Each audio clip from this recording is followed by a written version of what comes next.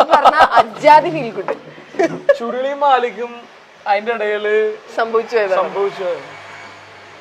ഞാൻ ഇപ്പോഴും ചെയ്യാൻ ആഗ്രഹിക്കുന്ന ഫിലിംസ് അങ്ങനത്തെയാണ്. കുറച്ചും കൂടി പെർഫോമൻസ് ആസ് ആൻ ആർട്ടിസ്റ്റ്. അതല്ല, ഈ കുറച്ചും കൂടി ആക്ഷൻ ഓറിയന്റഡ് പരിപാടി, അടിയിടി ബഹളം, വയലൻസ് ഒക്കെ ഉള്ള പടങ്ങളാണ്. തമാശ കുറെ ആയില്ലേ? അല്ല, തമാശ രസമാണ്. പക്ഷെ എല്ലാത്തിനും ഒരു സാച്ചുറേഷൻ പോയിന്റ് ഇല്ലേ? തമാശ മാത്രമാകുമ്പോ ആളുകൾക്ക് നമ്മളെ മടുത്തു തുടങ്ങും. റോൾ മോഡൽസ് അല്ലേ? റോൾ മോഡൽസിലും മറ്റേ പെണ്ണാണാൻ നടക്കുന്ന റോള്, അതൊക്കെ ഭയങ്കര രസമാണ്. അതിപ്പോഴും അത് ഈ റീൽസിൽ ഭയങ്കരമായിട്ട് ഓടുന്നുണ്ട്. ഭയങ്കര രസമാണ്. മോഹൻകുമാർ ഫാൻസ് ഒക്കെ ഇങ്ങനെ റീൽസ് മെൻഷൻ ദാറ്റ് കോഴി ഇൻ യുവർ ഗാങ് എന്നൊക്കെ. അത് പക്ഷെ എന്തൊരു നാച്ചുറലാന്നറിയോ? ഭയങ്കര നാച്ചുറലാ ശരിക്കും. ആക്ച്വലി ഇല്ലേ, കോളേജിലൊക്കെ പഠിക്കുന്ന സമയത്ത് what kind of a college student were you? ഞാൻ ഭയങ്കര അണ്ടർഡോഗ് ആയിരുന്നു. കോളേജിൽ ഞാൻ കൈൻഡ് ഓഫ് ഓക്കെ ആയിരുന്നു. കൈൻഡ് ഓഫ് ഓക്കെ എന്ന് പറഞ്ഞു കഴിഞ്ഞാൽ കോളേജിൽ എന്തെങ്കിലും ഇലക്ഷനൊക്കെ നിന്ന് ഒരു ഓക്കെ പരിപാടിയായിരുന്നു. പക്ഷെ ഇന്നത്തെ പിള്ളേരുടെ പോലെ അങ്ങനെ ഒരു പ്രേമമൊന്നും ഉണ്ടായിട്ടില്ല. ഇപ്പൊ ഞാൻ ആലോചിക്കും ഞാൻ എന്ത് മണ്ടനായിരിക്കും എന്നുള്ളത്. അത് പ്രേമം ആരോടെങ്കിലും തോന്നിയാൽ കൂടി അത് പോയി പറയാനോ എക്സ്പ്രസ് ചെയ്യാനുള്ള ഗട്ട്സ് ഒന്നും ഉണ്ടായിരുന്നു. പക്ഷെ കോളേജായിരുന്നു ബെറ്റർ. പിന്നെ അത് കഴിഞ്ഞ് FTIയിൽ പോയി, പിന്നെ കാര്യങ്ങൾ മാറി. പിന്നെ നമ്മള് അവിടെയും പ്രേമൊന്നും ഉണ്ടായിട്ടില്ല. അവിടെ ഒരു അല്ലറ ചില്ലറ പ്രേമൊക്കെ ഉണ്ടായിരുന്നു. ഡിഗ്രി ടൈമിനാണല്ലോ അതൊരു വേറെ ഒരു കാലഘട്ടമാണ്. അതാണ് ഞാൻ പറഞ്ഞത്, your childhood was a lie. അതൊക്കെ എൻജോയ് ചെയ്യണ്ടേ?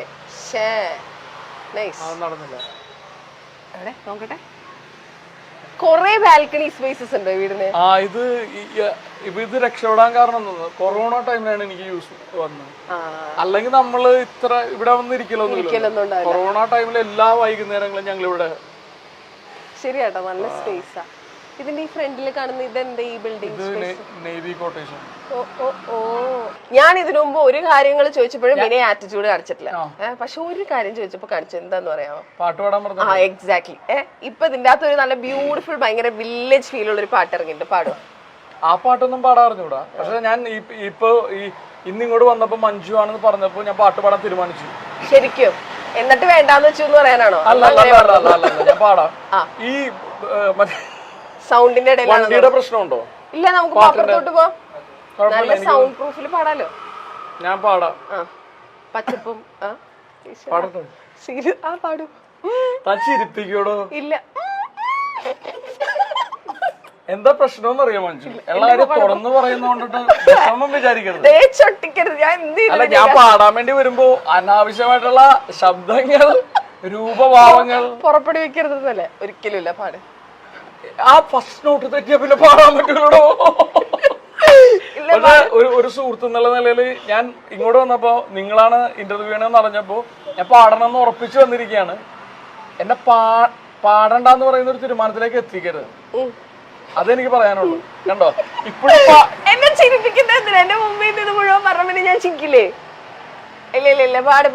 ഞാനത് എന്തായാലും പാടിപ്പിക്കുന്ന പറഞ്ഞ പാട്. എന്നെ നോക്കി എന്നെ ചിരിപ്പിച്ച് എന്റെ കോൺഫിഡൻസ് എന്തിനാ പാടിക്കോ? എനിക്ക് മനസ്സിലാകുന്നില്ല. ഒരാൾ ഇത്ര അടുത്തിരുന്നിട്ട് ചിരിച്ചു കഴിഞ്ഞാൽ നമുക്ക് പാടാൻ പറ്റും. ഞാൻ പുറകോട്ട് നീങ്ങിക്കോ. പാട്. ഞാൻ ചിരിക്കുന്നില്ല. മഞ്ജുവിന് വേണ്ടിട്ട്.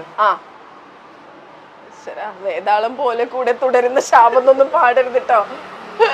മഞ്ജുവിന് വേണ്ടിട്ടെന്നൊക്കെ പറഞ്ഞിട്ട്.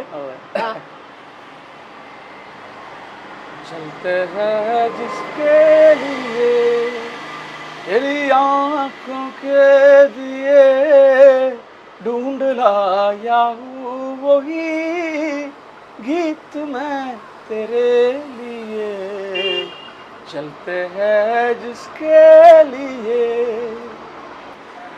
दिल में रख लेना इसे हाथों से ये टूटे ना कहीं गीत नाजुक है मेरे शीशे से भी टूटे ना कहीं दिल में रख लेना इसे हाथों से ये छूटे ना कहीं गीत नाजुक है मेरे शीशे से भी टूटे ना कहीं गुनगुना लूंगा वही गीत मैं तेरे लिए चलते हैं जिसके लिए तेरी यादों के दिए ढूंढ लाया हूँ वही गीत मैं तेरे लिए